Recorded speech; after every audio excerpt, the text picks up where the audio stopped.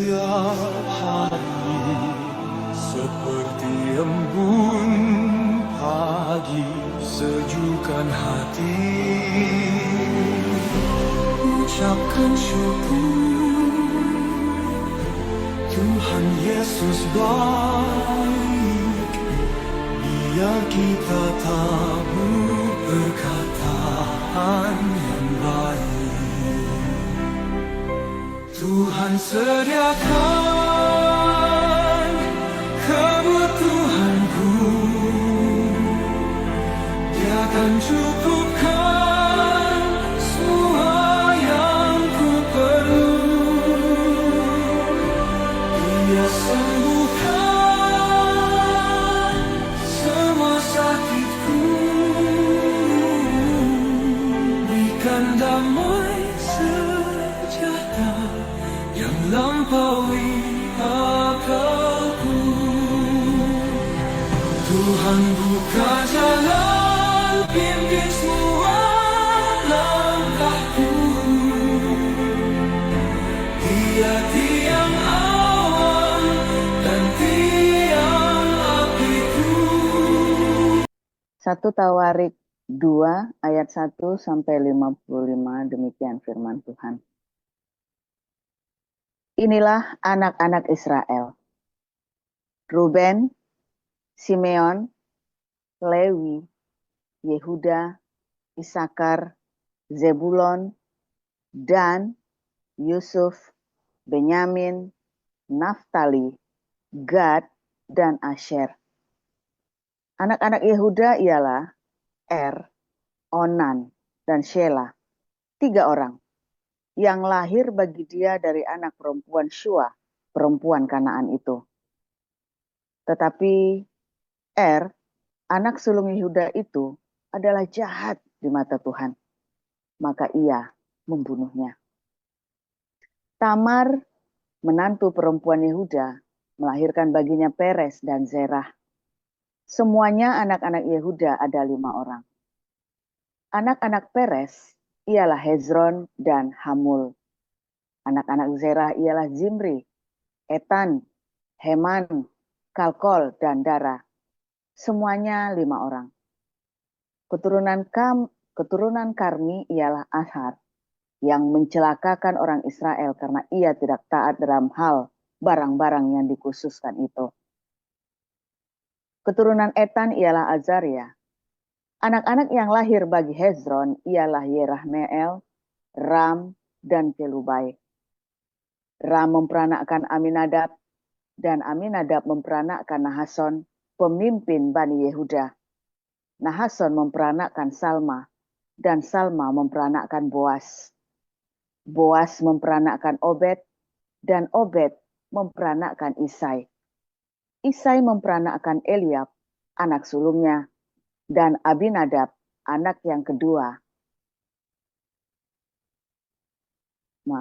Dan Aminadab. Anak yang kedua, Simea. Anak yang ketiga, Netaneel. Anak yang keempat, Radai. Anak yang kelima, Ozem. Anak yang keenam, dan Daud, anaknya yang ketujuh. Saudara-saudara perempuan mereka ialah Zeruya dan Abigail. Anak-anak Zeruya ialah Abisai, Yoab, dan Asael, 3 orang. Abigail melahirkan Amasa, dan ayah Amasa ialah Yeter, orang Ismail itu. Kaleb bin Hezron memperanakkan Yeriot dari Azuba, istrinya. Dan inilah anak-anak perempuan itu: Yesier, Sobab, dan Ardon. Sesudah Azuba mati, Kaleb mengawini Efrat yang melahirkan Hur baginya. Hur memperanakkan Uri, dan Uri memperanakkan Bezaleel. Sesudah itu, Hezron menghampiri anak perempuan Makir, bapa Gilead. Ia mengawini perempuan itu ketika ia berumur 60 tahun. Perempuan itu melahirkan Segub baginya. Segub memperanakkan Yair yang mempunyai 23 perkampungan di tanah Gilead. Tetapi Gezur dan Aram merebut Hawot Yair daripada mereka, juga Kenat dan tempat-tempat jajahannya. 60 perkampungan. Itulah semuanya keturunan Makir, bapa Gilead. Sesudah Hezron mati, Kaleb menghampiri Efrata. Dia adalah istri Hezron, ayahnya. Maka perempuan itu melahirkan baginya Asyur, bapa Tekoa. Anak Yerameel, anak sulung Hezron, ialah Ram, anak sulung Buna, Oren, Ozem, dan Ahia. Tetapi Yerameel mempunyai seorang istri lain bernama Atara, dialah ibu Onam. Anak-anak Ram, anak sulung Yerameel ialah Maas, Yamin, dan Eker. Anak-anak Onam ialah Samai, dan anak-anak Samai ialah Nadab dan Abisur. Nama istri Abisur ialah Abihail yang melahirkan Ahban dan Molid baginya. Anak-anak Nadab ialah Selet dan Apaim. Selet mati dengan tidak mempunyai anak. Keturunan Apaim ialah Yisel, dan keturunan Yisel ialah Sesan, dan keturunan Yesesan ialah Ahlai. Anak-anak Yada, adik Samai, ialah Yeter dan Yonatan. Yeter mati dengan tidak mempunyai anak. Anak-anak Yonatan ialah Pelet dan Zaza. Itulah keturunan Yerahmeel. Sesan tidak mempunyai anak laki-laki, hanya anak-anak perempuan. Tetapi Sesan mempunyai seorang budak laki-laki orang Mesir yang bernama Yarha. Jadi Sesan memberi anaknya kepada Yarha, budaknya itu, menjadi istri. Lalu perempuan itu melahirkan Atai baginya. Atai memperanakkan Natan, dan Natan memperanakkan Zabad. Zabad memperanakkan Eflal, dan Eflal memperanakkan Obed. Obed memperanakkan Yehu, dan Yehu memperanakkan Azaria. Azaria memperanakkan Heles, dan Heles memperanakkan Elasa. Elasa memperanakkan Sismai, dan Sismai memperanakkan Salum. Salum memperanakkan Yekamia, dan Yekamia memperanakkan Elisama. Keturunan Kaleb, adik Yerahmeel, ialah Mesa, anak sulungnya bapa Sif, dan anak-anak Maresa, bapa Hebron. Anak-anak Hebron ialah Korah, Tapuah, Rekem, dan Sema. Sema memperanakkan Raham bapa Yorkem, dan Rekem memperanakkan Samai. Anak-anak Samai ialah Maon, dan Maon ialah bapa Bet Zur. Eva, gundik Kaleb, melahirkan Haran, Moza, dan Gazes. Haran memperanakkan Gazes.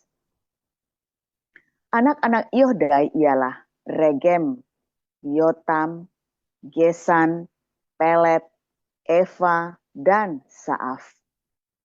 Gundik Kaleb, yakni Maaka, melahirkan Seber dan Tirhana. Perempuan itu melahirkan juga Saaf, bapa Madmana, dan Sewa, bapa Makbena, dan bapa Gibea. Anak perempuan Kaleb ialah Aksa. Itulah keturunan Kaleb. Anak-anak Hur, anak sulung Efrata ialah Sobal, bapa Kiryat Yearim.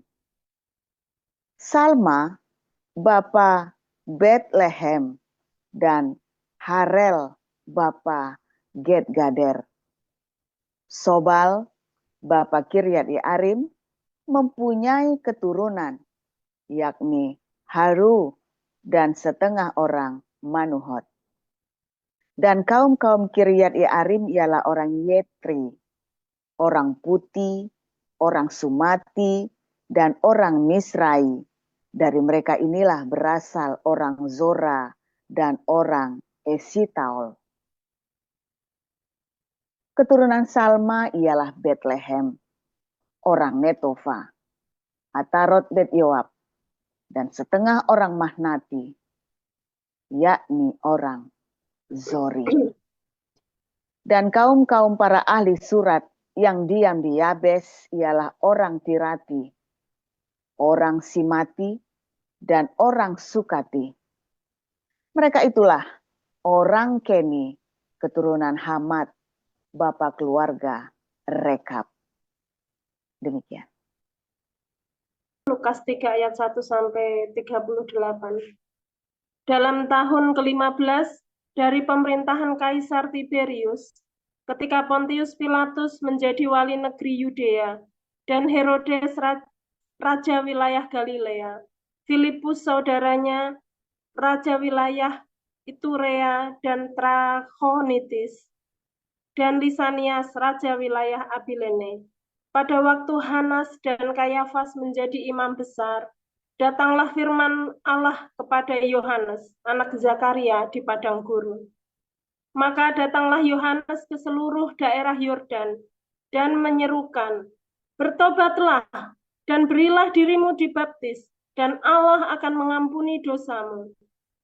Seperti ada tertulis dalam kitab nubuat-nubuat Yesaya, ada suara yang berseru-seru di padang gurun, "Persiapkanlah jalan untuk Tuhan, luruskanlah jalan baginya." Setiap lembah akan ditimbun, dan setiap gunung dan bukit akan menjadi rata. Yang berliku-liku akan diluruskan, yang berlekuk-lekuk akan diratakan. Dan semua orang akan melihat keselamatan yang dari Tuhan. Lalu ia berkata kepada orang banyak yang datang kepadanya untuk dibaptis. Katanya, "Hai kamu keturunan ular beludak, siapakah yang mengatakan kepada kamu supaya melarikan diri dari murka yang akan datang? Jadi, hasilkanlah buah-buah yang sesuai dengan pertobatan, dan janganlah berpikir dalam hatimu, Abraham adalah bapa kami, karena aku berkata kepadamu, Allah dapat menjadikan anak-anak Abraham dari batu-batu ini. Kapak sudah tersedia pada akar pohon, dan setiap pohon yang tidak menghasilkan buah yang baik akan ditebang dan dibuang ke dalam api." Orang banyak bertanya kepadanya, "Jika demikian, apakah yang harus kami perbuat?" Jawabnya, "Barang siapa mempunyai 2 helai baju, hendaklah ia membaginya dengan yang tidak punya. Dan barang siapa mempunyai makanan, hendaklah ia berbuat juga demikian." Ada datang juga pemungut-pemungut cukai untuk dibaptis, dan mereka bertanya kepadanya, "Guru, apakah yang harus kami perbuat?" Jawabnya, "Jangan menagih lebih banyak daripada yang telah ditentukan bagimu." Dan prajurit-prajurit bertanya juga kepadanya, "Dan kami, apakah yang harus kami perbuat?" Jawab Yohanes kepada mereka, "Jangan merampas dan jangan memeras, dan cukupkanlah dirimu dengan gajimu." Tetapi karena orang banyak sedang menanti dan berharap, dan semuanya bertanya dalam hatinya tentang Yohanes, kalau ia adalah Mesias, Yohanes menjawab dan berkata kepada semua orang itu, "Aku membaptis kamu dengan air, tetapi ia yang lebih berkuasa daripadaku akan datang dan membuka tali kasutnya pun aku tidak layak. Ia akan membaptis kamu dengan Roh Kudus dan dengan api. Alat penampi sudah di tangannya untuk membersihkan tempat pengirikannya dan untuk mengumpulkan gandumnya ke dalam lumbungnya. Tetapi debu jerami itu akan dibakarnya dalam api yang tidak terpadamkan." Dengan banyak nasihat lain, Yohanes memberitakan Injil kepada orang banyak. Akan tetapi, Setelah ia menegur raja wilayah Herodes karena peristiwa Herodias, istri saudaranya, dan karena segala kejahatan lain yang dilakukannya. Raja itu menambah kejahatannya dengan memasukkan Yohanes ke dalam penjara. Ketika seluruh orang banyak itu telah dibaptis, dan ketika Yesus juga dibaptis dan sedang berdoa, terbukalah langit dan turunlah Roh Kudus dalam rupa burung merpati ke atasnya. Dan terdengarlah suara dari langit. Engkaulah anakku yang kukasihi, kepadamulah aku berkenan. Ketika Yesus memulai pekerjaannya, ia berumur kira-kira 30 tahun, dan menurut anggapan orang, ia adalah anak Yusuf, anak Eli, anak Matat, anak Lewi, anak Malki, anak Yanai, anak Yusuf, anak Matika, anak Amos, anak Nahum, anak Hesli, anak Nagai, anak Maat, anak Matika, anak Simei, anak Yosef, anak Yoda, anak Yohanan, anak Resa, anak Zerubabel, anak Sialtiel, anak Neri, anak Malki, anak Adi, anak Kosam, anak Elmadam, anak anak Yesua, anak Eliezer, anak Yorim, anak Matat, anak Lewi, anak Simeon, anak Yehuda, anak Yusuf, anak Yonam, anak Eliakim, anak Melea, anak Mina, anak Matata, anak Natan, anak Daud, anak Isai, anak Obed, anak Boas, anak Salmon, anak Nahason, anak Aminadab, anak Admin, anak Arni, anak Hezron, anak Peres, anak Yehuda, anak Yakub, anak Ishak, anak Abraham, anak Terah, anak Nahor, anak Seruk, anak Rehu, anak Pelek, anak Eber, anak Salmon, anak Kenan, anak Arpaksad, anak Sem,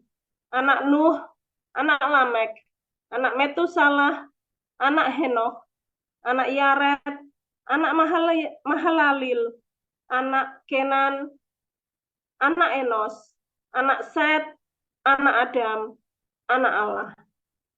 Amin. Firman Tuhan selalu baru setiap hari. Ketika kita menanti-nantikan Tuhan, loh, kok dipindah? Jadi ganti-ganti. Ketika kita menanti-nantikan Tuhan dengan penuh cinta, dengan penuh pengharapan yang teguh ya saudara ya. Jangan goyah, terutama ibu-ibu ya, ibu-ibu. Saudara, kalau dalam pernikahan suami itu yang pegang peranan ya. Suami-suami, kamu tidak bisa menuntut apapun dari istrimu, dari anakmu. Apapun kamu, itulah mereka. Ya, sudah pernah dibahas bolak-balik ya di kelas apostolik, sudah diajarin. Bukan salah istrimu, bukan salah anakmu. Pokoknya apapun kondisi keluargamu, ya itu salahmu. Ya, suami-suami. Serius saudara, ini bukan cuma di Indonesia, di seluruh dunia. Karena suami itulah yang punya tanggung jawab. Apapun kesalahan istrimu dan kesalahan anakmu, itu salahmu, saudara ya. Ya, karena kita adalah imam. Kita adalah orang-orang yang Tuhan percayakan untuk memiliki hukum itu, memiliki peraturan, memiliki semua visi ya dan seterusnya. Itu suami saudara ya. Kamu punya istri yang bawel, ya salahmu sendiri, bukan salah istrimu sudah jadi bawel begitu ya. Entah apa, kamu introspeksi. Kalau kamu punya istri yang bukan bawel ya, istri yang, bahkan kalau istrimu selingkuh ya, bahkan ketika istrimu selingkuh saudara, itu bukan kesalahan istrimu, kesalahan kamu. jahat ya. Wah, jangan nggak percaya saya, saudara ya. Saya sudah berapa kali konselingin orang ya. Dasarnya isinya nggak bener. Iya, dari mulai kamu dulu. Semua dimulai dari suami. Ya, udah pernah diajari juga ya. Kita nggak belajar itu hari ini. Tapi hari ini, ibu-ibu, anakmu, kalau kamu kepengen anakmu benar, ya, maka ibu itu kudu benar. Ibu itu harus benar-benar menjaga anak-anaknya. Seorang ibu itu, ya. Kalau di kelas ABC sudah saya ajarin ya, mother and daughter di dalam Torah, ya, ibu dan anak di dalam Torah. Dulu udah pernah belajar juga ya di doa pagi, pernah saya singgung sedikit, ya.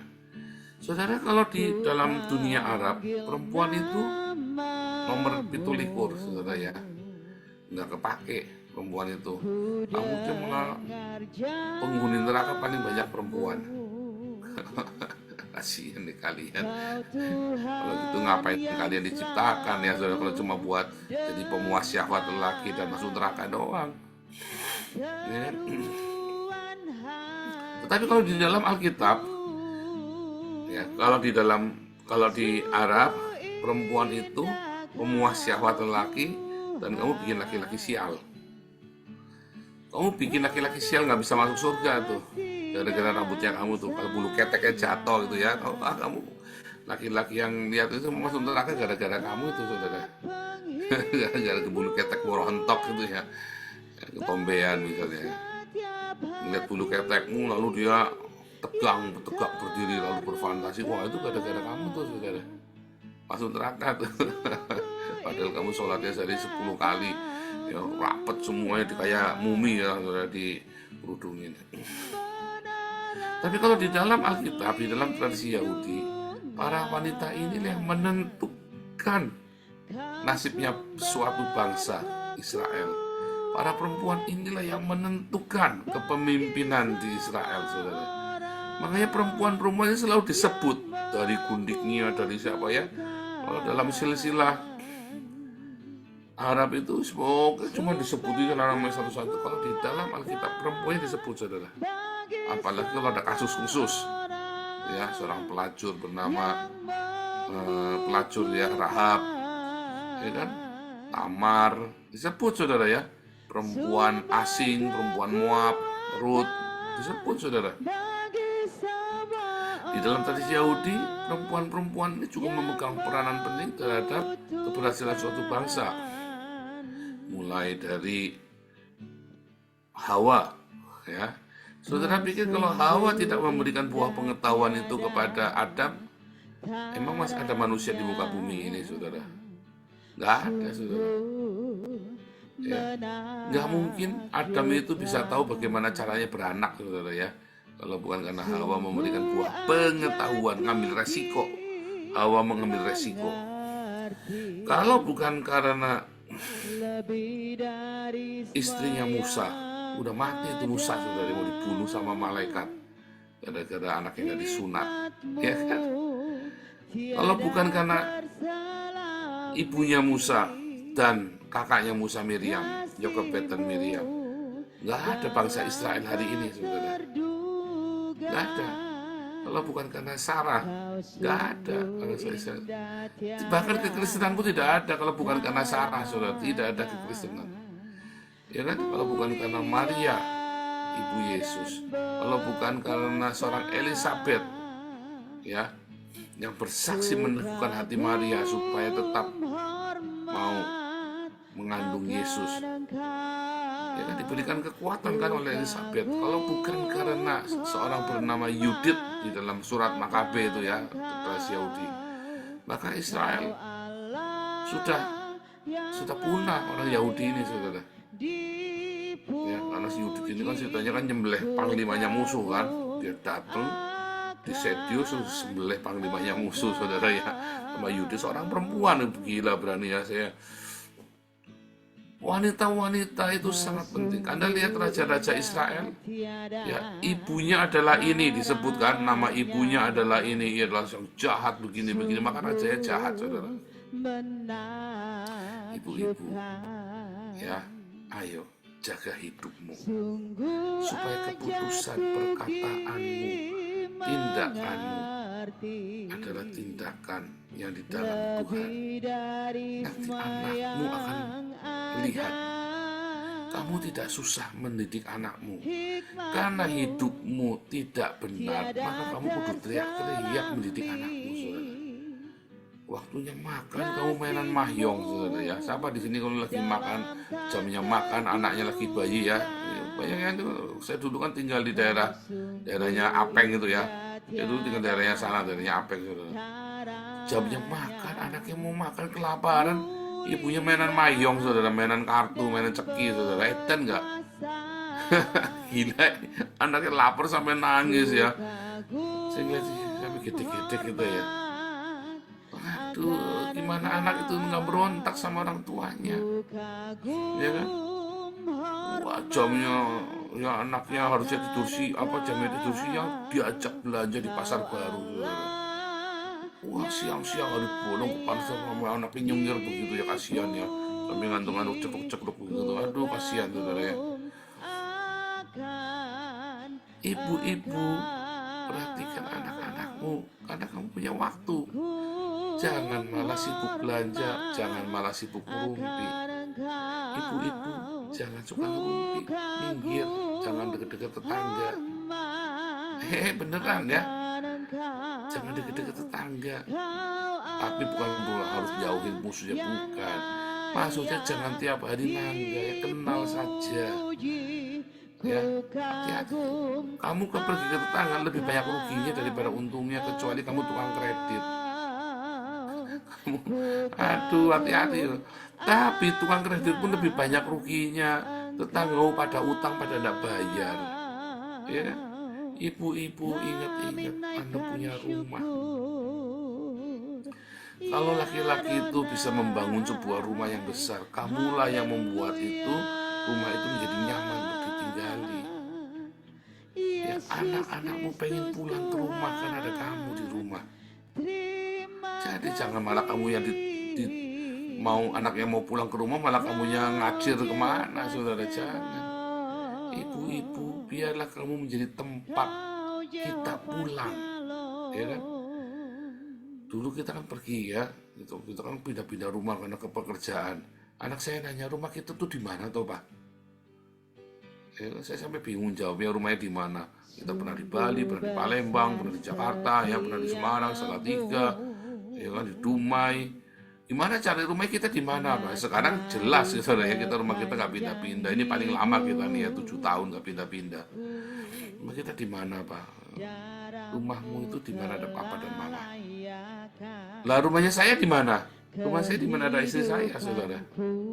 Ya kan? Rumahnya anak saya di mana ada mamanya, di mana ada papanya. Ya kan? Artinya si ibu ini kan rumah bagi suaminya, rumah bagi anaknya kan. Karena kan suami kan pergi-pergi. Makanya si ibu itu adalah rumah bagi suami dan anaknya. Ibu itu adalah rumah bagi seluruh keluarganya. Kalau Anda tidak punya rumah, ya kan, Anda punya kontrakan, pindah-pindah. Anakmu nanya, di mana rumah kita? Rumah kita itu di mana mama ada, itulah rumah kita. Itulah rumahmu. Ya kan? Nah, bagi orang Israel juga sama ya. Seorang ibu itu memberikan kontribusi yang sangat penting bagi anak-anaknya, bagi keberhasilan sebuah visi yang besar. Kalau orang Amerika itu percaya ada seorang wanita di balik laki-laki yang besar ya. Di balik laki-laki yang hebat itu selalu ada seorang wanita, baik itu istrinya maupun itu ibunya. Dan itu dipengaruhi dari mother and daughter dari tradisi orang Yahudi, saudara ya. Makanya wanita itu sangat dihargai. Tetapi wanita ini harus menjaga hidupnya benar-benar, supaya para wanita ini selalu hidupnya takut akan Tuhan dan selalu jaga hidupnya dalam kedisiplinan. Dan ingat, kamu adalah tempat di mana suamimu dan anakmu pulang, sehingga selalu siapkan makanan di rumah. Kalau perlu kamu yang masak sendiri, ya. Satu masakan andalanmu di mana suamimu dan anakmu pasti doyan. Cari deh bikin sesuatu. Serius saudara, satu makan, gak usah banyak makanan. Satu makanan yang suamimu dan anakmu pasti Tuhan nyariin kamu. Itu tips ya, kalau di kelas apostolik saya ajar. Maka kamu akan menjadi tempat pulangnya anak-anak. Ya, kalau kamu di rumah nggak ada makanan, ya pasti orang pulang ke tempat lain. Jangan sampai suamimu, anakmu jajan di luar, saudara. Makanya di rumah, kayak kita nggak mau jajan, anak-anak saya pun nggak seneng jajan. Aduh, tanggung, mendingan pulang aja makan di rumah. Belajar seperti itu ya, saudara ya. Belajar, nanti anak-anakmu akan berhasil, nanti suamimu akan tenang, ya. Nanti kamu akan bahagia. Ya, dalam Amsal 31, ya, seorang istri yang cakap, istri yang bijak, pagi-pagi udah bangun, udah siapin makanan bagi keluarganya, dia udah kerjakan semuanya, sampai malam dia masih mengerjakan pekerjaannya bagi keluarganya. Pembantu, Pak, bukan. Pembantu itu dikerjakan, digaji. Kamu bekerja karena kamu sayang sama suamimu dan anakmu, dan karena anakmu dan suamimu mencintai kamu. Kamu lakukan, kamu kerjakan, keluargamu akan bahagia. Turun-temurun anak-anakmu akan jadi anak yang baik. Ya, kamu cukup ngomong, ya, anak-anakmu akan pulang. Sejahat apapun anakmu, mama kangen sama kamu. Pulang, saudara. Ya, pasti pulang anak itu, saudara. Tinggal kamu ngomong. Ya, ibu-ibu, ini firman Tuhan khusus buat ibu-ibu ya, bukan buat bapak-bapak, ini kan buat ibu-ibu.